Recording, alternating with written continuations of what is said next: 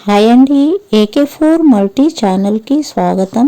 ఇప్పుడు మనం తెలుసుకోబోయేది పైత్య రోగులు తినవలసిన పదార్థాలు ఏవేవి, తినకూడని పదార్థాలు ఏవేవి అని మనము తెలుసుకుందాము. ఇకపోతే చిన్న చిట్కా కూడా ఒకటి తెలుసుకుందాము. పైత్య రోగులు తినకూడని పదార్థాలు అతి వేడిని పుట్టించేటువంటి పదార్థాలు అంటే కారము, ఉప్పు, వంకాయ, గోంగూర, చింతపండు, శనగపిండి, మాంసం, చేపలు, గుడ్లు ఇది తినకూడదండి. ఇకపోతే ఆవకాయ పచ్చళ్ళు, కాఫీలు, టీలు తాగకూడదండి. మసాలాలతో కూడుకున్నటువంటి ఎక్కువ మసాలా వేసిన కిచిడీలు, బిర్యానీలు, అధికమైనటువంటి వేపుళ్ళు, మసాలాలు ఇవేమి వాడకూడదండి. ఇక తినవలసిన పదార్థాలు కీరదోసకాయ, సొరకాయ, కొబ్బరి నీరు, ధనియాలతో చేసినటువంటి కాషాయము ఇది చాలా బాగా పనిచేస్తుందండి. మజ్జిగ, బార్లీ నీరు, ఖర్జూర పండు, పుచ్చుపండు, దానిమ్మ పండు, అల్లం రసం, తేనె, పటిక బెల్లము నీటిలో వేసి తాగాలండి. జీలకర్రతో చేసినటువంటి కషాయం కూడా సేవించవచ్చు.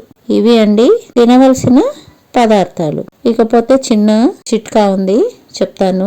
కొన్ని వస్తువులు వంటింట్లోనే ఉంటాయండి, కొన్ని వస్తువులు ఆయుర్వేదిక్ షాప్ లో దొరుకుతాయి, తెచ్చుకోవాలండి.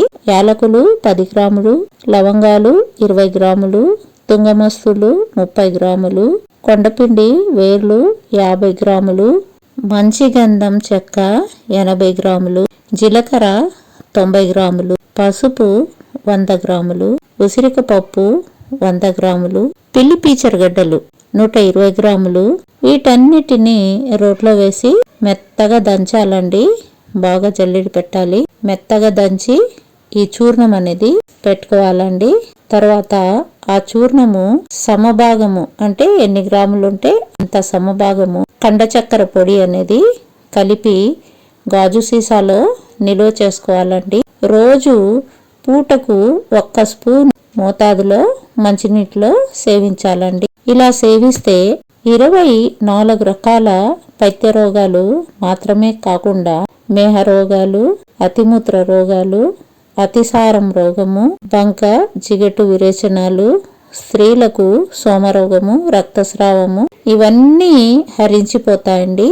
ఇంకో చిట్కా అండి, ఒక ఇనుప బాండి పొయ్యి మీద పెట్టి అందులో 120 గ్రాములు ఆవు నెయ్యి వేసి ఆ నెయ్యిలో పొట్టు తీసినటువంటి అల్లం ముక్కలు చిన్న చిన్నవి ఒక 450 గ్రాములు వేసి ముక్కల్లోని నీరు ఇంకిపోయే వరకు చిన్న మంటపై దోరగా వేయించి పక్కన పెట్టుకోవాలండి.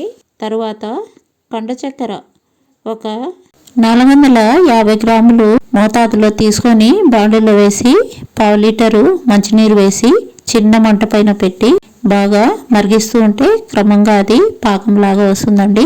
ఆ పాకం రాగానే అందులో మిరియాల పొడి 20 గ్రాములు, పిప్పల పొడి 20 గ్రాములు, వెదురు బియ్యం పొడి 20 గ్రాములు, జాజికాయ పొడి 20 గ్రాములు, యాలకుల పొడి 20 గ్రాములు, చిత్రమూలం పొడి 30 గ్రాములు ఈ పొడులన్నీ వేసి బాగా కలపాలండి.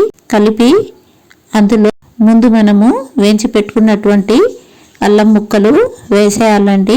బాగా కలిపి ఒక గాజు పాత్రలో నిల్వ చేసుకోవాలండి.